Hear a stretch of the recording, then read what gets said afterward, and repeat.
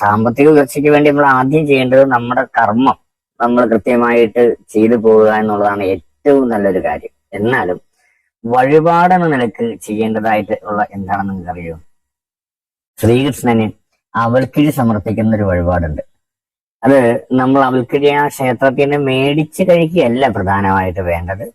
അവൽക്കിഴി നമ്മൾ വീട്ടിൽ തന്നെ ഒരു മഞ്ഞപ്പട്ടിൽ കുറച്ച് അവില് ആക്കി പ്രാർത്ഥനയോടുകൂടി അത് കെട്ടി അത് ബുധനാഴ്ചയോ വ്യാഴാഴ്ചയോ കൊണ്ടുവന്ന് ഭഗവാന്റെ തൃപ്പടിയെ വെച്ച് അത് ഭഗവാന് നിവേദിക്കുക എന്നുള്ളതാണ് അതൊന്ന്.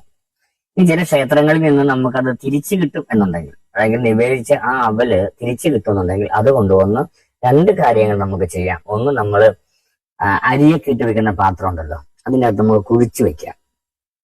രണ്ടാമത്, അതല്ലെന്നുണ്ടെങ്കിൽ നമ്മുടെ വീടിന്റെ എവിടെയെങ്കിലും അത് തൂക്കിയിടാം.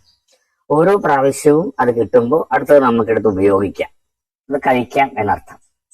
അങ്ങനെ ഒരു 3 ആഴ്ച നമ്മൾ അത് ചെയ്യുവാണെങ്കിൽ തീർച്ചയായിട്ടും നമുക്ക് ധനധാന്യ സമൃദ്ധി ഉണ്ടാകാനായിട്ട് ഒരുപാട് ഇത് ഉപകരിക്കും.